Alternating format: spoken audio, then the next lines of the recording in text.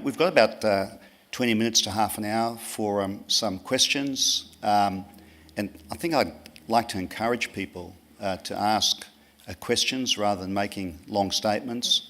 If they feel like it, they can identify themselves, and they can also decide which of our panellists they'd like to ask the question of. But we have got 2 roving mics, and if anybody wants to go first, they can wave their hand around. Got down the back. I'd also just like to make one comment, which is that if this treaty process is completed, the popularity of Victoria as a place to live might increase exponentially, and Indigenous Australians might be swamped by other Australians. So one has to be a little bit cautious on those grounds. Hi everyone, and thank you for those very interesting comments. My name is Costa Grover from Melbourne Law School. I have a question that's really for all 4 of you, or whoever feels like answering or have the response or a thought about it. As Sarah mentioned, there are treaties in most other of the settler colonies. Most of those are historical treaties, and the vast majority were concluded in the 1800s.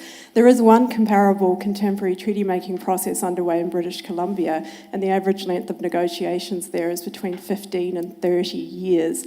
So my question is, are we all ready, all the different peoples of Victoria, for a process that might take that long, that's essentially intergenerational? And what can we do to manage the fatigue and despair that might attend a process that spans generations? Thank you. Well, I might go for... Look, so when you're thinking about it in that context, there's some durability that's going to be required, isn't there? But I did have an uncle say to me that the Aboriginal community's already waited for 180 years, so patience and determination is something the Aboriginal community is good at. But it'll be longer if we don't start this process now. So I think, notwithstanding the comments from Sarah around the time pressures, and clearly one of the things that we've heard in government is how government have always got to run, community always need to run to the beat of a government timeline. That's a very clear decision for the Aboriginal community to make at this point in time. There's never been a political leader of any persuasion at any level ever put this dialogue on the table. Now, if the Aboriginal community decide it's not the right time and don't pursue that dialogue, that's a decision the community would make. But up until this point in time, and I might hand to Aunty Muriel now, up until this point in time, I think the community went from, broadly speaking, heightened adrenaline to suspicion to, okay, this might be real. So I think that's a circumstance that we've got to deal with. We are trying to retrofit an agreement-making process that I think is unique, given that those other, as you rightfully said, treaties were essentially have grown up with federations, notwithstanding that there's a continual process of renegotiation all the way through, of which any legitimate agreement-making process would have, of any persuasion. So I think that's from a government point of view into a community point of view, the realities of what we know are in front of us, and the community will make a decision on whether it wants to continually pursue this process at this point in time or not. But I might hand to Aunty Muriel to add to that. I think that, I think Victoria's absolutely the best state to begin this process, and I think that we recognise that. I've been on many national boards and see the difference, and I've just come back from giving evidence before the Royal Commission in the Northern Territory, and just even having a conversation in Victoria, having that conversation, it now starts to open it up to, well, maybe we can realise a treaty in other states and territories, and it can apply and bring about best outcomes for Aboriginal people. And I think that that's, when we first heard the language that even the Premier had put it into a policy commitment, we were excited. Now to have the Premier say that he's prepared to, enter into a treaty. And when you've been around a while, you know that, there's been conversation. We heard of Darebin City Council having a forum to talk about local government, having treaties with Aboriginal people. We heard about Moreland City Council beginning the process of a treaty. We know already in Victoria that the Victorian government has already got Aboriginal people in the Constitution and has acknowledged that we are the first people of the country. It hasn't, what's significant, and there hasn't been backlash, there hasn't been any major issues. So part of the, big challenge is, I think, is, at the Commonwealth level, and Aboriginal people still want, and we will fight for, the fact that we need to be recognised in the Commonwealth law as First Peoples. But I'm just really proud to be a Victorian. We go to forums all the time and they constantly talk about us. When I walk into Parliament House and I see that we're flying the Aboriginal flag.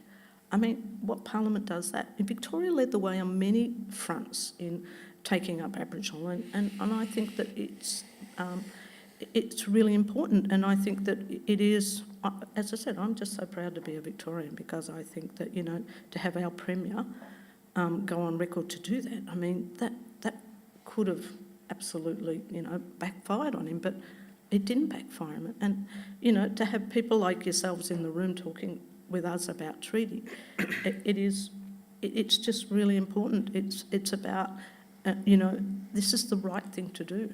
And I really feel positive about a treaty or a number of treaties, but yeah.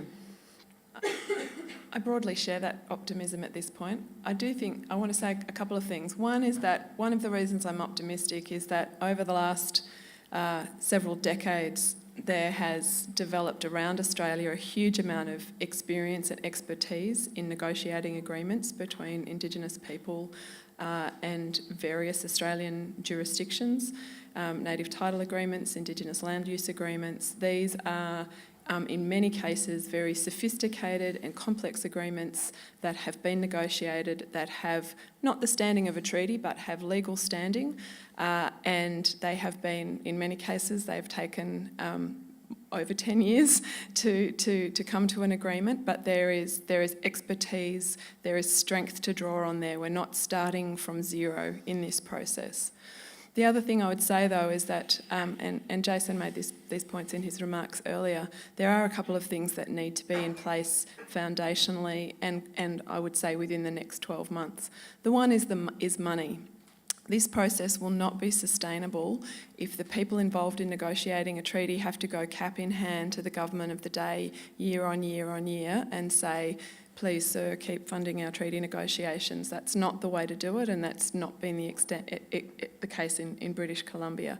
And the other thing in BC that has happened is, of course, there are treaty commissions.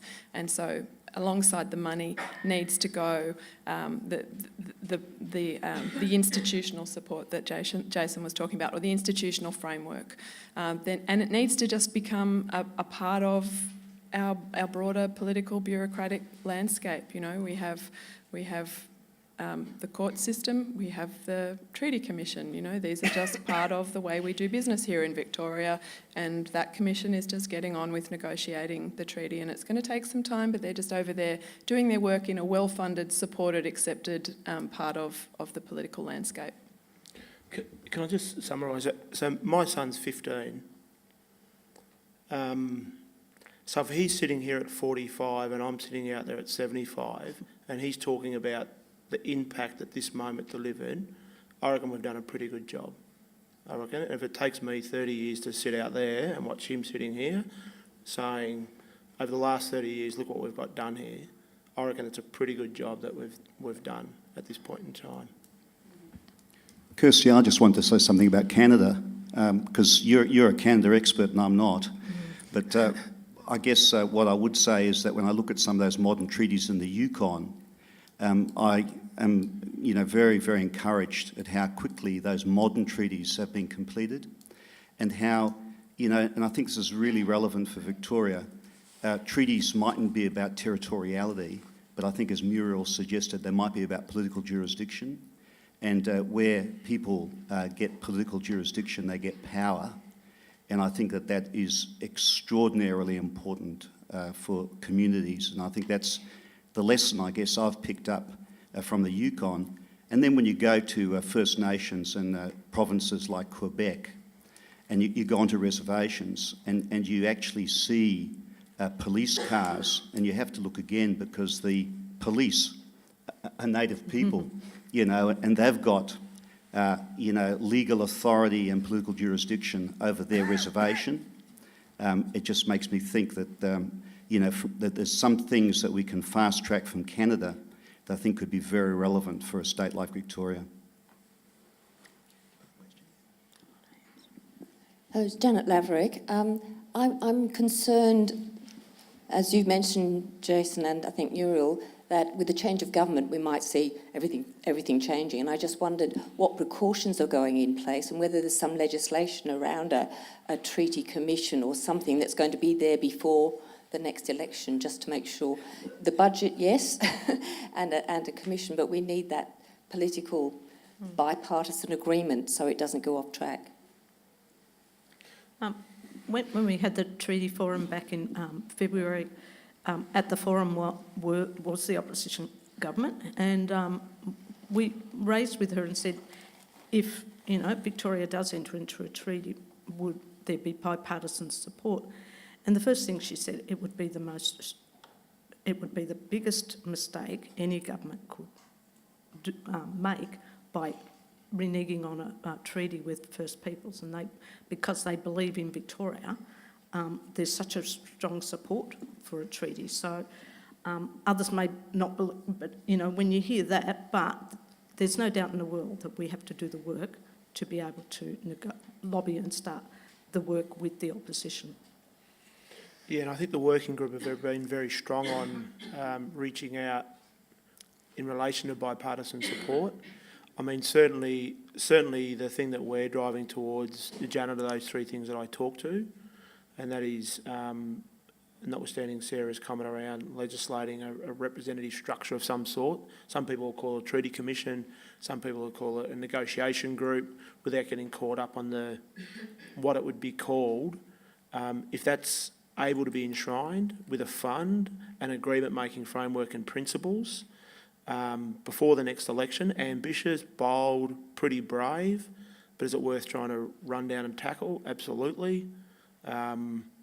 If those things are enshrined, however that is legally and technically defined, that would then provide the foundation post the next election for the community and the government of the day to then continue the negotiations towards content and other elements of what treaty or treaties may or may not deliver.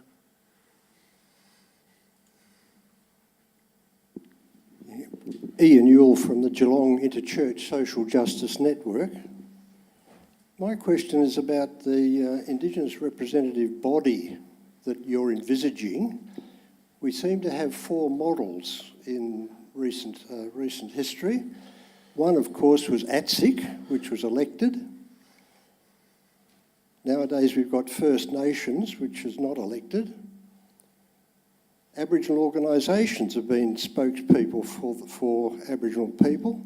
That's the third model. And the fourth one seems to be traditional owners, which are currently recognised in law in Victoria. So which of these models do you recommend? All of the above. Next question. I think that's the beauty of this process. Ian, was it? Sorry?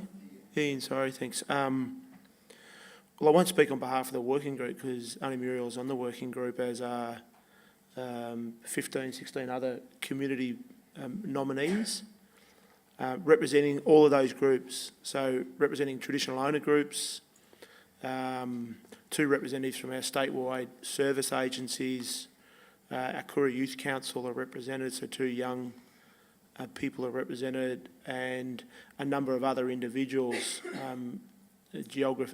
covering geographic regions, gender, expertise, experience.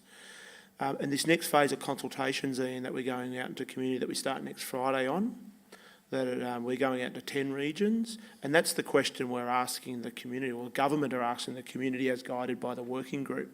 is what, in this context, and all of those entities that you would have spoken to would have a very maybe broad but somewhat deliberate purpose. We don't think any of those one particular groups may or may not represent what a treaty commission or a negotiation group may end up looking like at all. So really, as has been the trend since February 3, we've committed as government to keep reaching out to the community, reaching in the lounge rooms, reaching as far and wide as we possibly can to seek advice, insight, input from the Aboriginal community on what contemporary representation means for this deliberate purpose. And there'd be a whole range of views around what it should or shouldn't look like, and our role as government is not to predetermine that. It's to be guided by the working group, to set the strategy, to ask the right questions around who would be authorised, how would they be nominated, and what is a culturally appropriate election process to mandate that group to then start to work in partnership with government around content negotiations, etc. So I say jokingly, in some respects, all of the above. My instinct it would be something like that, but really until we reach into the lounge rooms of our families and our communities, we're not quite sure what the community would tell government or articulate to itself what contemporary representation is. And I think we've got to learn from other countries that have got treaties, and so I think that the New Zealand, the Waitangi Treaty, they're in their 5th iteration, so it's not one treaty, and so there's been a number of treaties. And I think that the last one really did cover civil services, and so as an Aboriginal organisation, as a traditional owner and as an Aboriginal organisation, I'm really keen to make sure that any service system delivers on outcomes for Aboriginal people, and that Aboriginal people are not just getting a service because we're the most disadvantaged, that we get services because it's our human rights to get a just and equitable service response. And so it's about, as well, as I spoke about before, it's about protecting what we're getting and what we're doing for Aboriginal people. If that's working, we don't want it that a government comes in and says we're not going to fund that, because we have Jenny McCarkis, who's the minister at the moment, and so she's funding things like return to country, so that we can return children back to country so they know where they come from. She's funding things like cultural support planning around, developing cultural resources for Aboriginal children. They're things that promote self-determination, and they're practical things. But a new government could come in and say, we don't support those. And so they're very practical things about what self-determination and a treaty could protect. And so that's really sort of from an Aboriginal organisation point of view about we're enjoying a really good time with the government. But we've had governments in the past that have said, and we've heard senior advisors say, we are not funding anything Aboriginal specific. If it isn't mainstreaming, then we're not going to fund it.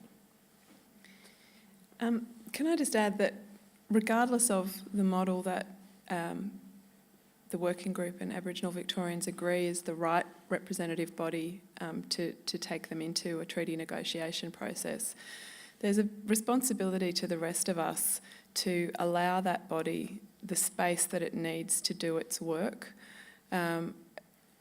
It's interesting to me that so far in Victoria, the rabid right haven't got a hold of this process and decided to grab it by the neck and shake it until it's dead.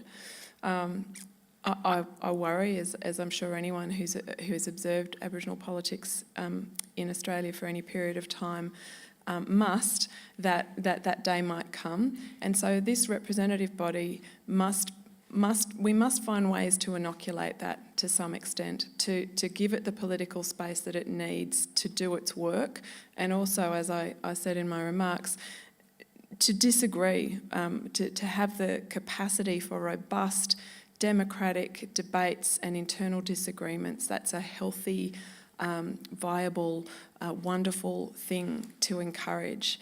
And it's something that we absolutely privilege in mainstream politics.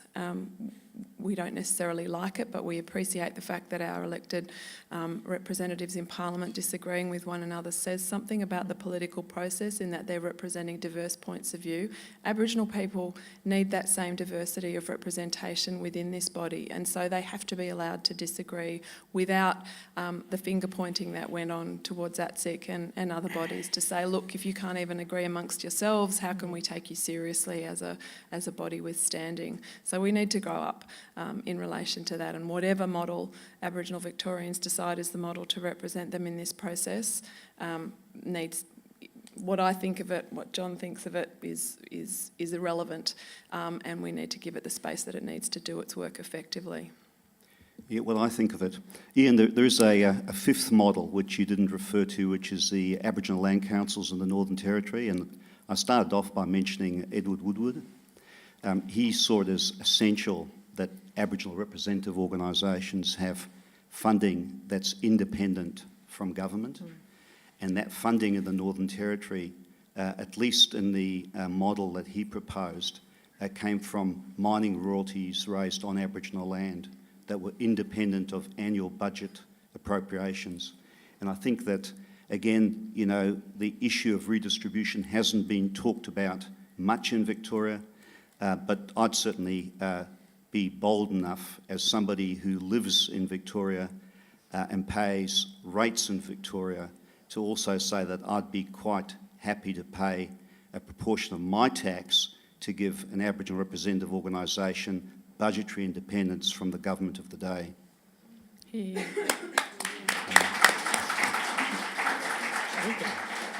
I need $50 too, actually. I didn't say what percent. Can I just on Sarah's point, it's really interesting, like most segments of the community encouraged to be democratic, but as soon as the Aboriginal community democratic, we can't agree. So therefore you can't do anything. And so it's this really perverse sort of thing that happens. So if we have difference, only Muriel and Jason can't agree, this mob's never going to organise themselves. Like, it's crazy. It's crazy. Like, the rest of the community will actually facilitate democracy and celebrate democracy. For some reason, our mob's not allowed to necessarily practice it, at least overtly. But we never disagree, eh? No, never.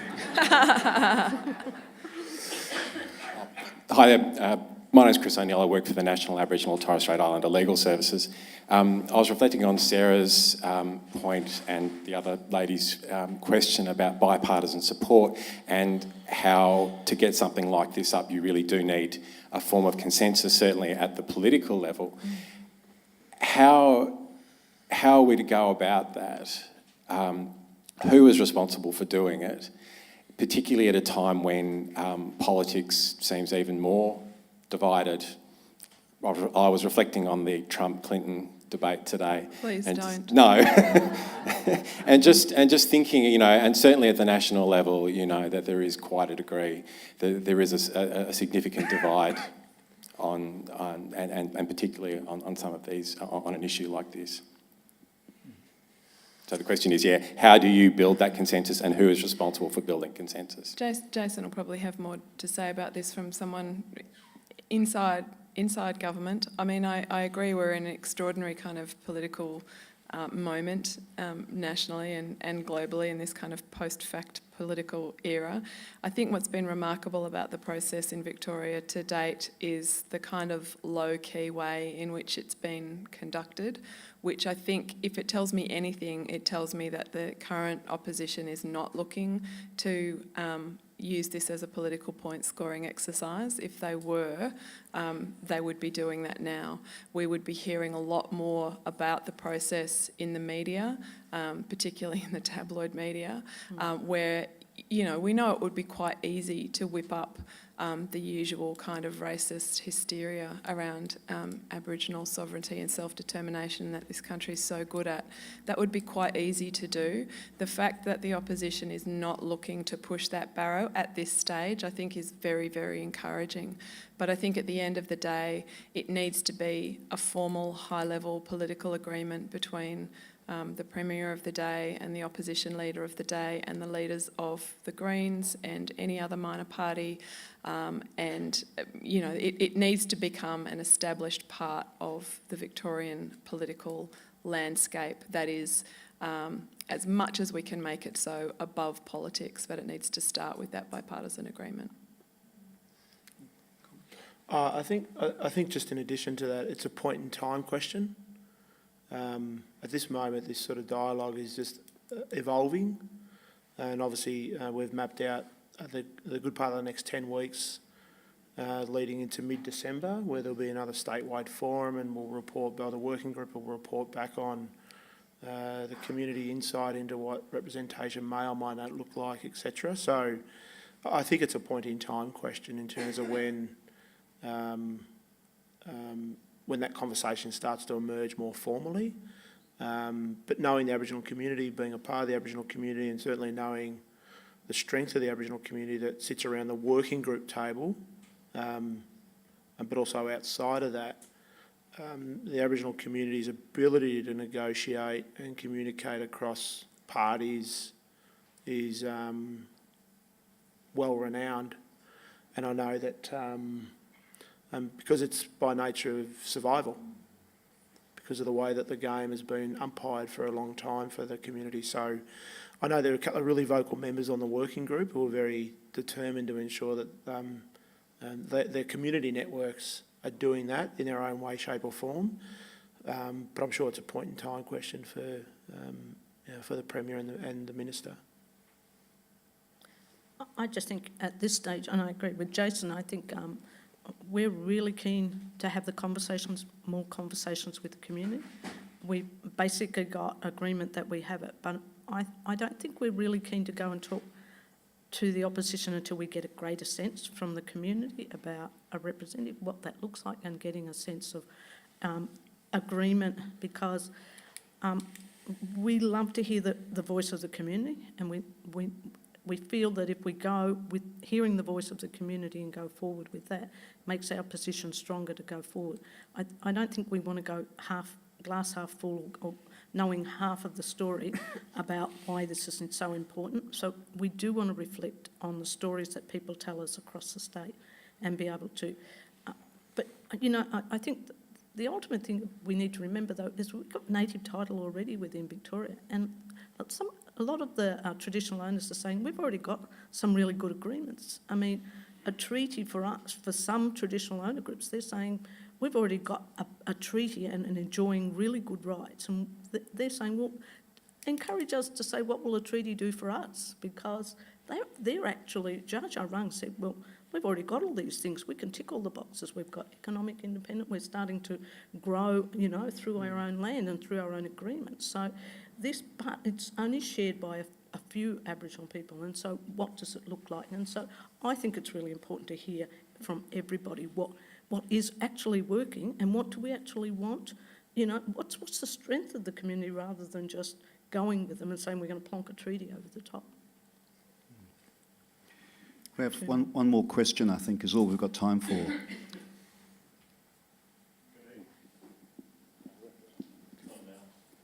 It's on now. Thank you. My name is Vince Ross. Hi, Vince. How are you? Yeah, Muriel, how are you? I come with a lot of experience since about 1943. For those who can remember, back that far. I've seen some changes in government, in Aboriginal communities and so forth. And I guess we all live, as Aboriginal people, we live with hope that things will improve and certainly get better along the way.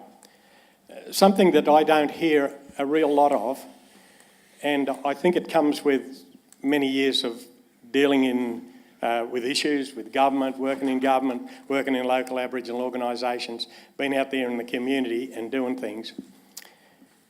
What's been expected of Aboriginal people over the years, we have to learn the Wadjala way or the white man's way.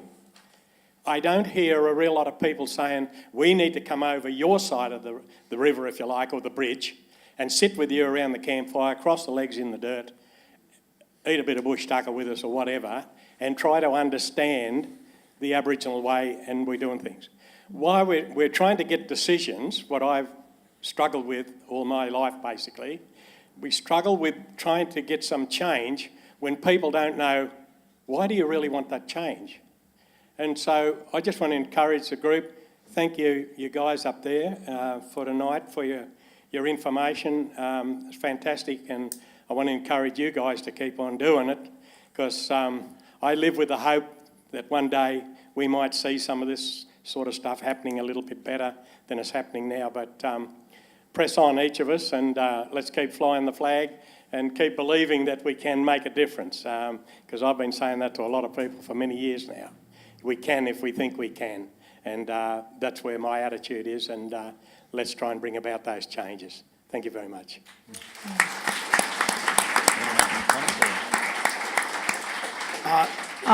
I think that's really evidence of why we need to listen to the community and why we need to, when we start to really frame the discussion, because they're in a treaty. I think that yes, I agree.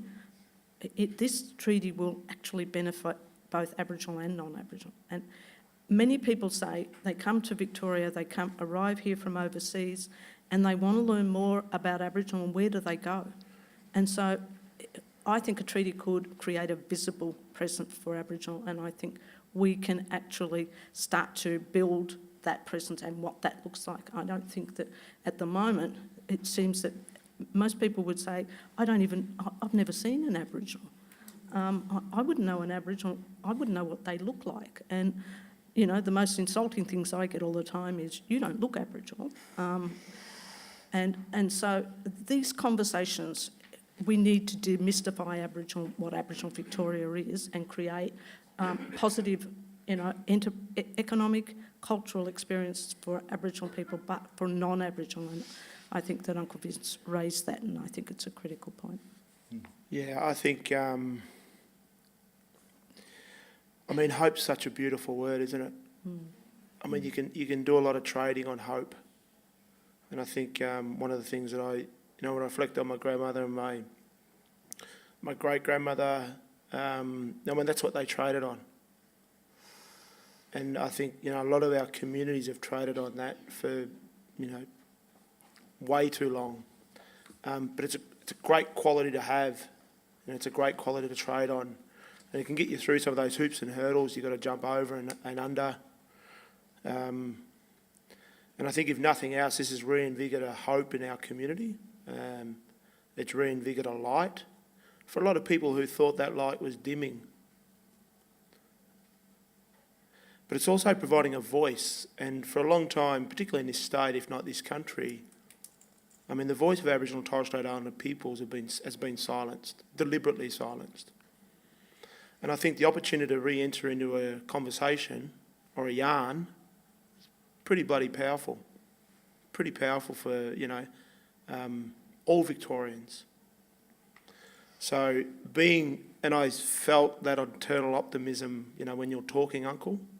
You know, I felt it, because that's, you know, what spirit and hope does. It gives you this feeling that it's really hard to explain, and it's like love and beauty. Everyone sort of knows what it is, but trying to talk to people about it, sometimes a bit uncomfortable. But people intimately know what you mean. And if nothing else, you know, at forums like this, at our own barbecues, at our own sporting events, in our own workplaces, if you can sell hope, and if you can sell optimism, and if you can enable a voice, you know, I think anything's doable. You know, I've never generally entered races I didn't think I could win. Haven't won them all. But I've always entered those races with a great degree of optimism, a great degree of hope.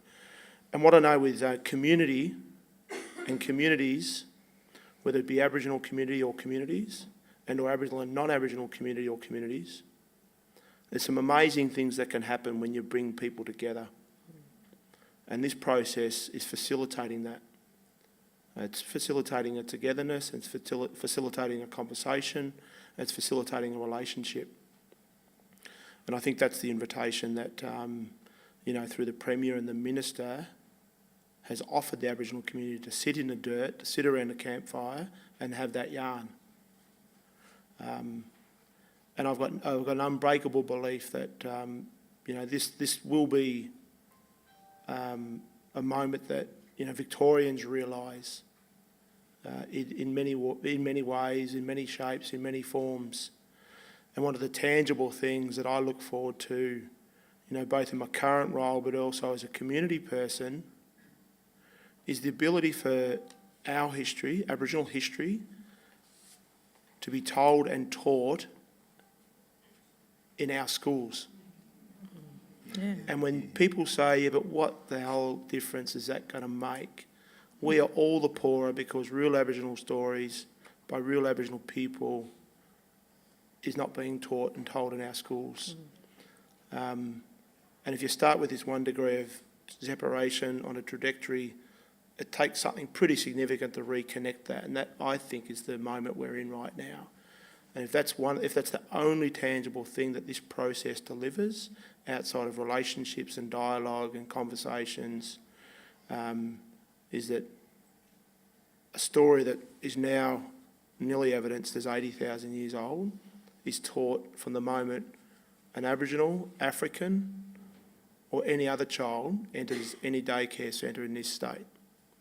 And they understand what being a part of, a history and a songline and a storyboard of 80,000 years feels like. Not only by way of, articulation, but by way of spirit. And, when I hear you talk, Uncle, that's sort of the motivation that I see this generating in the broader community, but certainly in our own community. It's a perfect note to end it. Thank you very much, everybody, for participating in this discussion. It's great to finish on such a hopeful note. When you convene these sort of policy forums, you actually never know where you're going to end up. But I think we've ended up is a very nice place, particularly because I understand there's a bar downstairs that we can continue to have some discussions with the panellists that can stay with us. But I would like you to join me in thanking the panellists for their extraordinary insights and just for, particularly for Muriel and Jason, just to sit up and be here to speak, I guess, both on behalf of their community and also, to have that bravery to put forward their points of view in what is a contested area.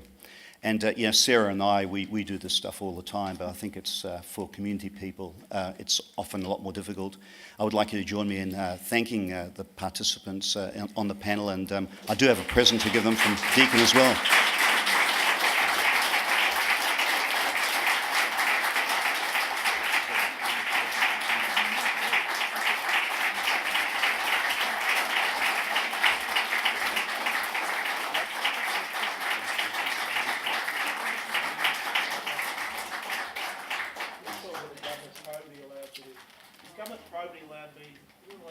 Okay, you can give it back if you want. No, Timmy Kanoa asked me for it earlier. Thank you all very much.